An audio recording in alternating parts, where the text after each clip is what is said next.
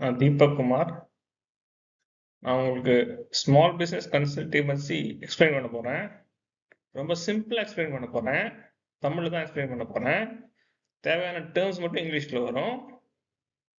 இப்போ நம்ம கான்செப்டுக்குள்ள போகலாம். ஸோ அஜெண்டா இந்த 5 தான். நான் ஃபர்ஸ்ட் இன்ட்ரடியூஸ் பண்ண போறேன். எஸ்பிசி பத்தி இன்ட்ரடக்ஷன் கொடுக்க போறேன். நெக்ஸ்ட் வந்து இம்மி டெலிவர் சாஃப்ட்வேர் பத்தி சொல்ல போறேன். அது ரொம்ப முக்கியமான சாஃப்ட்வேர். அடுத்து ஸ்டேக் ஹோல்டர்ஸ்னா என்னது, யார், பிசினஸ் ஓனர்ஸ் பத்தி சொல்ல போறேன். நெக்ஸ்ட் எஸ்பிசி ஷேர்ஸ், சிம்பிளா எஸ்பிசி ஷேர்ஸும் எஸ்பிசி ஐபிஓ பத்தி சொல்ல போறேன். ஸ்மால் பிசினஸ் கன்சல்டன்சினா என்ன அப்படின்னா, பிசினஸ் பத்தி தெரிஞ்சவங்க பிசினஸ் பத்தி தெரியாதவங்களுக்கு சொல்லி தர போறாங்க. ஸோ இது வந்து ட்ரேட் சீக்ரெட் பத்தி சொல்லுவாங்க. பட் எதுக்கு சொல்லுவாங்கன்னா, அது அவங்களோட அட்வான்டேஜ். ஸோ எக்ஸாம்பிள் என்ன, ஒரு சிமெண்ட் ஃபேக்டரி வச்சிருக்காரு. அவருக்கு வந்து பிசினஸ் ஆகணும். அப்ப பிசினஸ் ஆகணும் என்ன பண்ணுவாரு, அதை விற்கிறவங்க கிட்ட சொல்லுவாரு. அந்த பிசினஸ் சீக்ரெட் எப்படி, எங்க வைக்கலாம்னா எப்படி ஸ்டாக் பைட் பண்றது, அந்த மாதிரி பெயிண்ட் கம்பெனிலாம் எங்க எந்த இடத்துல விற்கும், அந்த மாதிரி சில ட்ரேட் சீக்ரெட் சொல்லுவாரு. அதுதான் அதை கனெக்ட் பண்ணி பிசினஸ் கன்சல்டன்சினா என்ன பண்ணா, அவங்க 2 பேரையும் கனெக்ட் பண்ணி விட்டுறோம். அதுதான் small business consultancy. Small business கன்சல்டன்சியை ஒரு ஃபார்மசி வழியா எக்ஸாம்பிளோட எக்ஸ்பிளைன் பண்றேன். பிசினஸ் அட்வைசர் என்ன பண்ணுவாரு, பிசினஸ் அட்வைசர் என்ன பண்ணுவார்னா, ஒரு சேச்சுரேட்டட் ஆர் நாட் அப்படின்னா என்னன்னா, ஒரு இடத்துல ரொம்ப நிறைய ஃபார்மசி இருக்கா இல்லையா, கம்மியான ஃபார்மசி இருக்கா, அந்த இடம் கம்மியா இருந்தா அங்க ஃபார்மசி வைக்கலாம். ஸோ அதான் saturated or not. Recommend to banks for a loan. அப்பனா அந்த அந்த ஃபார்மசி படிச்சவங்களுக்கு, பிஃபார்ம் படிச்சவங்களுக்கு லோன் கொடுக்கலாமா இல்லையா. Recommend to doctors nearby. இந்த பக்கத்துல இருக்க டாக்டர்ஸ்க்கு இந்த பிஃபார்ம் படிச்சு இந்த ஃபார்மசி உங்களுக்கு ஸ்லிப்ல எழுதி கொடுப்பாங்க. அவங்களுக்கு நீங்க பார்த்துருப்பீங்க, அவரோட ஸ்லிப்ல வந்து கீழே வந்து ஃபார்மசி பத்தி டீடைல் இருக்கும். ஸோ அது நெக்ஸ்ட் வந்து ப்ரொக்யூர்மெண்ட் ஆஃப் மெடிசன்ஸ்ல வந்து எங்க லோடு வருது, இதெல்லாம் எப்படி பாசிபிள்னா, இம்மி டெலிவர் சாஃப்ட்வேர் இருக்கு. இம்மி டெலிவர் சாஃப்ட்வேர்ல எல்லா டீடைலும் இருக்கும். இப்ப நீங்க ஒரு கடைக்கு போனீங்கன்னா, இப்ப பில் அடிக்கிறாங்கல்ல, அந்த சாஃப்ட்வேர் தான் இம்மி டெலிவரி சாஃப்ட்வேர். அந்த பில்ல கடையில என்னென்ன பொருள்லாம் இருக்கு, எவ்வளோலாம் இருக்கு, எல்லாமே இருக்கு. ஸோ அந்த இம்மி டெலிவரி சாஃப்ட்வேர் வச்சு தான் நம்ம எல்லா பிசினஸ் கன்சல்டன்சி பண்ண போறோம். இன்வென்டரி மேனேஜ்மெண்ட்னா எவ்வளோ இருக்கு, அவ்வளவுதான். ஸோ இது வந்து காம்படிஷன். ஒரு ஒரு காம்படிஷனா என்னன்னா, இப்போ ஒரு இடத்துக்கு ஃபார்மசின்னு வந்துட்டா, அதுக்கு வந்து சப்ளை பண்ண மெடிசன் எத்தனை பேர் போட்டி போட்டு வருவாங்க, மெடிசன் சப்ளை பண்றதுக்கு வந்து போட்டி போட்டு வருவாங்க. அந்த காம்படிஷன் இருந்தாதான் ஒரு ஃபார்மசி நல்லா ஒர்க் பண்ண முடியும். அந்த மாதிரி ஸ்மால் பிசினஸ் கன்சல்டி ஃபுல்லா வந்து போட்டியில தான் நடக்குது. நான் உங்களுக்கு தமிழ் எக்ஸ்பிளைன் பண்றதுனால எல்லாமே சிம்பிளா எக்ஸ்பிளைன் பண்றேன். ஒரு 4 பாயிண்ட் மட்டும் இம்மி டெலிவரி பத்தி எக்ஸ்பிளைன் பண்றேன் நானு. இம்மி டெலிவரி என்ன பண்ணுதுன்னா, ரியல் டைம்ல எந்தெந்த ஷாப்ல என்னென்ன பொருள் இருக்குன்னு நம்ம டீடைல் வச்சிருக்கு.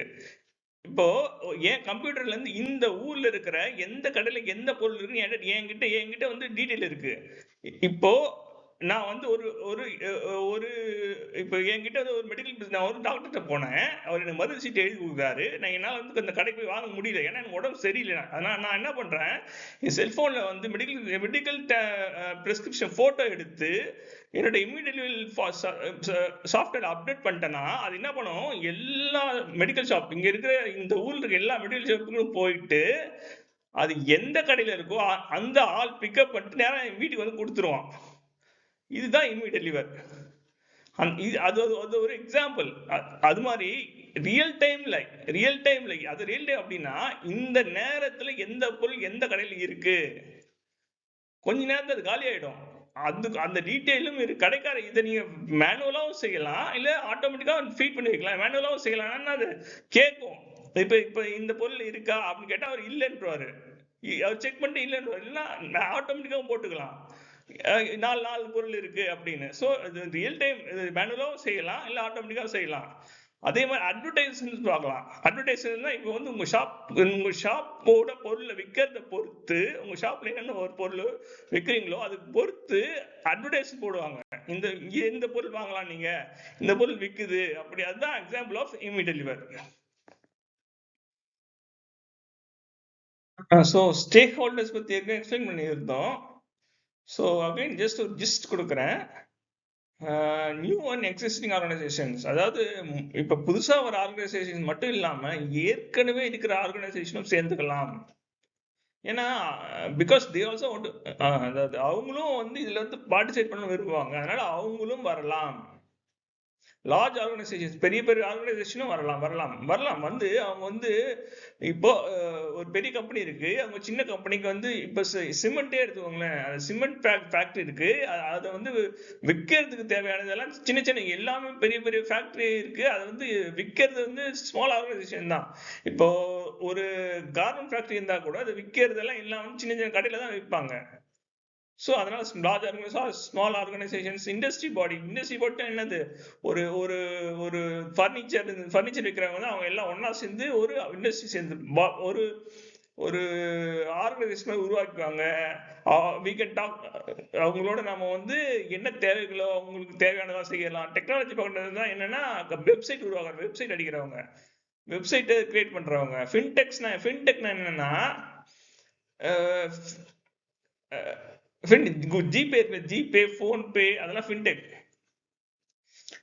அவங்களாம் என்ன பண்ணுவாங்கன்னா ஃபைனான்ஸ்ல டெக்னாலஜி யூஸ் பண்றது, பேங்க்ஸ், இதெல்லாம் ஏற்கனவே எழுதியிருக்கு, அது நீங்க ஏற்கனவே அதை படிச்சுக்கலாம். ஜஸ்ட் ஒரு ஜிஸ்ட் கொடுக்குறேன்.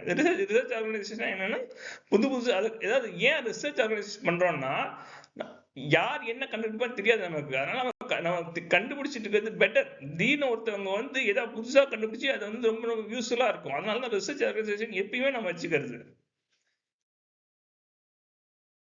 நம்ம பார்க்க போறது வந்து லாஜிஸ்டிக் ஃபார்ம்ஸ். லாஜிஸ்டிக் ஃபார்ம்ஸ்னா ஒரு இடத்துல இருந்து இன்னொரு இடத்துல பொருளை வந்து எடுத்து போறது, லாரி, பஸ், அவன் ஒரு இடத்துல இன்னொரு இடத்துல வந்து நம்ம கூட்ஸை கொண்டு போறது வந்து லாஜிஸ்டிக் ஃபார்ம்ஸ். அது அது அது நம்மளுக்கு தேவைப்படும். ஏன்னா எல்லா பொருளையும் வந்து ஒரு இடத்துல இருந்து இன்னொரு இடத்துக்கு கடை கொண்டு போகணும், அதெல்லாம் வந்து அவங்க தான் செய்வாங்க. நெக்ஸ்ட் வந்து advertising agency, targeting small businesses. இப்போ வந்து நான் சொன்னேன் இல்லாம, இப்போ வந்து நம்மளோட இம்மிடெலிவரி சாஃப்ட்வேர்ல வந்து ஆட் வரும், உங்களுக்கு தேவையான ஆட், அதான் அட்வர்டைசிங் ஏஜென்சி செய்யும். நெக்ஸ்ட் வந்து டேக்ஸ் டிபார்ட்மெண்ட், நம்மளுக்கு என்ன டேக்ஸ் பிடிக்குது அவங்க பிடிச்சிக்கணும். இப்போ வந்துருச்சு 10% டேக்ஸ் வந்துருச்சு, அது ஓகே. நெக்ஸ்ட் வந்து எம்ப்ளாய்மெண்ட் ஆப்பர்ச்சுனிட்டிஸ், அந்த மாதிரி எம்ப்ளாய்மெண்ட் நம்மளோட ட்ரைனர்ஸ் கொடுத்துருவாங்க. So okay, this is fine. சரி, நம்ம பார்க்கும்போது ஷேர்னா என்ன, ஷேர் மார்க்கெட்னா என்ன, அவ்வளவுதான்.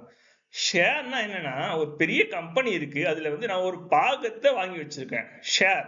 அதுல எனக்கு ஒரு ஷேர் இருக்கு, சரியா? நம்ம இப்போ வந்து ஒரு ஒரு கம்பெனி வந்து 1000 பிரிச்சு அதுல ஒரு பங்கு நான் எடுத்துக்கிறேன்னா எனக்கு ஒரு ஷேர் இருக்கு. அதுல அதுல அதுல வந்து இப்ப 1000 பிரிச்சு அதுல 10 எடுத்தேன்னா 1% எனக்கு இருக்கு. சோ அது வந்து ஷேர்னா அது பங்கு, அவ்வளவுதான். நீங்க அதுக்கு மேல குழப்பிக்காதீங்க. அந்த அந்த அந்த கம்பெனில எனக்கு ஒரு பங்கு இருக்கு. அது ஷேர் மார்க்கெட்னா என்னன்னா அந்த பங்கை வந்து ஒருத்தன் விற்பான், ஒருத்தன் வாங்குவான், அவ்வளவுதான். என் பங்கு ஒருத்தன் விற்பேன், வேற யாராவது வாங்குவான், அவன் பங்கு ஒருத்தன் விற்பான், அவன் ஒருத்தன் வாங்குவான், அவ்வளவு. ஷேர்னா இவ்வளவுதான், ஷேர் மார்க்கெட்னா இவ்வளவுதான். சோ எஸ்பிசில யார் ஷேர் ஹோல்டர்ஸ், இது ரொம்ப முக்கியமான டாக்குமெண்ட், நல்லா பாத்துக்கோங்க, சரியா? இது ரொம்ப முக்கியமான டாக்குமெண்ட், பண விஷயம், இது ரொம்ப முக்கியமான டாக்குமெண்ட். சோ நான் வந்து எஸ்பிசியோட சேர்மன், சிஇஓ, அதனால எனக்கு வந்து 20% ஷேர்ஸ் இருக்கு, சரியா? அப்புறம் வந்து பப்ளிக் வந்து 20% ஷேர் வச்சிருப்பாங்க. அப்புறம் வந்து பிசினஸ் ஓனர்ஸ் யாருன்னா கடை வச்சிருப்பாங்க. நான் இந்த எஸ்பிசில வந்து பிசினஸ் ஓனர், கடை வைக்க போறவங்க முக்கியமா நான் எஸ்பிசி காலேஜ்ல படிச்சு போய் தொழில் தொடங்க போறவங்க, அவங்க தான் வந்து ஸ்டேக் ஹோல்டர்ஸ் சொல்லுவாங்க. லாஜிஸ்டிக் ஃபார்ம்ஸ்ல இருந்து லாஜிஸ்டிக் எல்லாருமே ஸ்டேக் ஹோல்டர்ஸ் தான். அதாவது நான் சூப்பர் மார்க்கெட் வச்சாதான் நான் பிசினஸ் ஓனர், இல்லைன்னா நான் பிசினஸ் ஓனர் இல்லைன்னு சொல்ல, அப்படியே கிடையாது. எந்த தொழில் செஞ்சாலும் அவர் வந்து பிசினஸ் ஓனர் தான். லாரி ஓட்டுறவர் கூட லாரியோட 4 லாரி வச்சு ஓட்டினாலும் அவரும் ஸ்டேக் ஹோல்டர் தான், சரியா? அவங்க எல்லாரும் சேர்ந்து 50% எஸ்பிசில ஷேர் ஹோல்டர். சரியா? பிசினஸ் அட்வைசர் என்ன ஏற்கனவே சூஸ் பண்ணியாச்சு, 400 பேர் இருக்காங்க, அவங்க 3%. ட்ரெயினரும் இருக்காங்க. ட்ரெயினர்னா யார் ட்ரெயினரு? தொழில் ஏற்கனவே தெரிஞ்சவங்க தான் ட்ரெயினரு, அவங்களுக்கு 3%. தொழில் ஏற்கனவே தெரிஞ்சவங்க, இந்த மாதிரி ஸ்டிச்சிங் கார்மெண்ட் ஃபேக்டரியில வந்து ட்ரெயினர் இருப்பாங்க, அந்த மாதிரி எல்லா தொழிலும் தெரிஞ்சவங்க இருக்காங்க. அவங்க ரிசர்ச் ஆர்கனைசேஷன் கண்டுபிடிச்சிட்டே இருக்கும், போய் திரும்பி அதுக்கு எப்படியா தான் கண்டுபிடிப்பாங்க. ஆனா வேற வழியில புதுசா கண்டுபிடிச்சாங்கன்னு வச்சுக்கோங்களேன், அது ரொம்ப ரொம்ப புது கண்டுபிடிப்பா இருக்கும். அடுத்து மேனேஜர் என்கிட்ட இருக்காங்க, அவங்களும் இருக்காங்க என்கிட்ட, அவங்களுக்கு வந்து 2%. ஸோ இதுதான் வந்து ஷேர் ஹோல்டர்ஸ் ஆஃப் எஸ்பிசி. போது SPC IPO, initial public offer. சரியா? ஒரு ஷேரோட விலை 10,000 ரூபாய். சரியா? ஒரு ஷேரோட விலை 10,000 ரூபாய். ஆனா எத்தனை நம்பர் ஆஃப் ஷேர் இருக்கும்? Huge number. எவ்வளவு நம்பர் சொல்ல முடியாது, ஆனா ரொம்ப நிறைய நம்பர் ஆஃப் ஷேர்ஸ் இருக்கு. சரியா? முதல்ல ஐபிஓல வந்து 10% ஷேர் கொடுப்போம். சரியா? அது முடிஞ்ச உடனே ஃபாலோ ஆன் பப்ளிக் ஆஃபர், அதுல வந்து மீதி 10% ஷேர். ஏன் நம்ம ரெண்டா பிரிக்கிறோம்னா, 10% ஷேர்ல ஸ்பெகுலேட் பண்ணுவாங்க. ஸ்பெகுலேட்னா என்ன? முதல்ல அதாவது வாங்கின உடனே தெரியும் உங்களுக்கு அது வந்து ஏறும்னு. அது வந்து ஸ்பெகுலேட் என்னது? சூதாடுறது. முதல்ல வாங்கி சூதாடுவாங்க. அதனால வாங்கி சூதாடுறது முடிஞ்ச உடனே ஃபாலோ ஆன் பப்ளிக் ஆஃபர்ல வந்து நான் தெரிஞ்சிடும், விலை என்னன்னு தெரிஞ்சிடும். தெரிஞ்ச உடனே மீதி 10% ஷேர் வாங்குறது.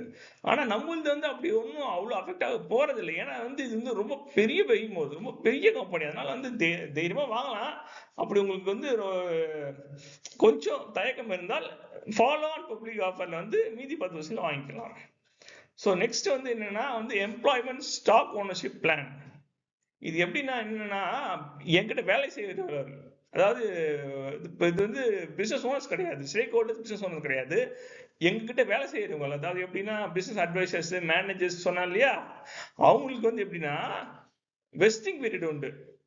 கொடுத்துருக்கோம்ல 3% 2% ஷேர். வெஸ்டிங் பீரியட்னா என்னன்னா, ஃபர்ஸ்ட் ஒரு வருஷத்துல வந்து நான் கொடுக்க போற 3% 2%ல வந்து 25% அந்த 3% உள்ளே 25% வந்து ஃபர்ஸ்ட் இயர்ல கிடைக்கும். அந்த மாதிரி 4ஆ பிரிச்சு 4 வருஷத்துல கொடுத்துருவோம். கிரேடட் வெஸ்டிங் சொல்லுவாங்க, அது பேரு. அந்த மாதிரி கிரேடட் வெஸ்டிங்ல கொடுத்துருவோம். So that this comes to an end. இப்பதான் நம்ம வந்து முக்கியமான விஷயத்துக்கு வரோம், ஷேர்ஸ் ஆஃப் பிசினஸ் ஓனர்ஸ். இப்போ பிசினஸ் ஓனர்ஸோட ஷேர்ஸ் பத்தி சொல்ல வரேன். இது எப்படி கொடுக்க போறோம் அப்படின்னா, ஃபர்ஸ்ட் வந்து எஸ்பிசி காலேஜஸ்ல வந்து நீங்க படிக்கணும். எப்படி படிக்கணும்னா, நான் கேஸ்டட் ஆப்போசிட் தான் செய்ய விடுவோம். அது இல்லைன்னா வந்து உங்க ஆன்செஸ்டர்ஸ், அதாவது வந்து உங்களுடைய மூதாதையர்கள் என்ன வேலை செஞ்சாங்களோ அதான் செய்யணும். இது ஏன்னா உங்களுக்கு இது வந்து ஐரோப்பிய நாடுகள்ல வந்து அவங்களுக்கு தெரியாது, அவங்களுக்கு ஜாதி எல்லாம் இல்லை அவங்களுக்கு. அதனால ஐரோப்பிய நாடுகள் வந்து மூதாதையர் செய்யற வேலையை தான் அவங்க செய்யணும். அவங்களுக்கு தான் வந்து அந்த வேலை தான் அவங்களுக்கு நல்லா வரும். அந்த வேலை தான் நல்லா வரும் அவங்களுக்கு. அதனால அந்த வேலையை செய்ய விடுவோம். ஃபர்ஸ்ட் என்ன செய்யணும்னா, அப்ப என்னென்ன வேலைகள் அப்படின்னா, ஒரு எக்ஸாம்பிள் சொல்றேன், 4 எக்ஸாம்பிள் சொல்றேன். ஸ்டிச்சிங் க்ளோத்ஸ், அதாவது துணி தைப்பது, ட்ரெஸ் தைக்கிறது, கேக் செய்யறது, மொபைல் போனை ரிப்பேர் பண்றது, எலக்ட்ரிஷியன் டியூப்லைட் ஃபிக்ஸ் பண்றது, அந்த மாதிரி 4 எக்ஸாம்பிளோட சொல்றேன். இதெல்லாம் செஞ்சா என்ன? இதெல்லாம் சிம்பிளான ஜாப் தானே சொன்னேன். இதெல்லாம் சிம்பிளான ஜாபே கிடையாது. இதெல்லாம் செஞ்சா நீங்க வந்து ஒரு கார்மெண்ட் ஃபேக்டரி வைக்கலாம், துணி தைக்கும் ஃபேக்டரி வைக்கலாம், ஒரு பெரிய பேக்கரி ஷாப் வைக்கலாம், ஒரு மொபைல் ஷோரூம் வைக்கலாம், ஒரு எலக்ட்ரிக் ஷாப் வைக்கலாம். ஏன் எலக்ட்ரிக் ஷாப் வர உங்க ஏன் எலக்ட்ரிக் ஷாப் வைக்கலாம்? ஒரு டியூப்லைட் கூட ரிப்பேர் பண்ணலாம் தெரியலன்னா வந்து கேட்டா அவன் என்ன கேட்கறானே உங்களுக்கு தெரியாது.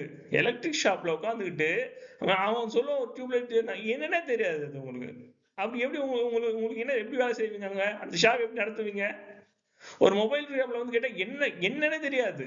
சோ இந்த வேலையெல்லாம் கத்துக்கிட்டாதான் உங்களுக்கு லோன் கிடைக்கும். இதெல்லாம் கத்துக்கிட்டாதான் நாங்க வந்து ரெக்கமெண்டே பண்ணுவோம். இதெல்லாம் ஒழுங்கா செய்யறேன்னா பார்ப்போம். இதெல்லாம் ஒழுங்கா செஞ்சாதான் பேங்க்ல லோன் உங்களுக்கு ரெக்கமெண்ட் பண்ணுவோம். இப்படி வாங்கி லோன் ரெக்கமெண்ட் பண்ணிட்டு நீங்க கடையை திறக்கணும். சரியா? கடையை திறந்துட்டு லோனோட 40% பேங்க்குக்கு திருப்பி கட்டணும். நீங்க வந்து வேற ஏதாவது ட்ரிக் பண்ணியோ இல்ல வேற யார்கிட்டயோ வேற கடன் வாங்கி திருப்பி கட்டினீங்கன்னா முடியாது. ஏன்னா இம்மி டெலிவரி சாஃப்ட்வேர் நாங்க போடுவோம். உங்க கடையில இம்மி டெலிவரி சாஃப்ட்வேர் போடுவோம். சரியா? அந்த 40% கடனை கட்டிட்டீங்கன்னா நாங்க உங்களுக்கு 100% ஷேர்ஸோட ஷேர் கொடுத்துருவோம். அதாவது உங்க அந்த லோன் வேல்யூட 100% இப்போ வந்து ஒரு எக்ஸாம்பிள் ஒரு அது ஒரு 40% வாங்கினீங்கன்னா அது 100% வந்து வேல்யூட ஷேர் வேல்யூ கொடுத்துருவோம். அது ஏன் ஷேர் தான் முக்கியமே. ஏன்னா ஷேர் நீங்க காசு முக்கியம் கிடையாது. ஷேர் எவ்வளவு ஏறுனே தெரியாது. சர சர சர சர சரன்னு ஏறிடும். நீ கடையில ஒண்ணும் இல்ல. ஆனா ஷேர்ல தான். அந்த கடையை அந்த ஷேரை வச்சுக்கிட்டு நீங்க கடையை நல்லா வளர்த்தணும். சரியா? நீங்கள் எஸ்பிசி ஃபேமிலியில் வெல்கம்.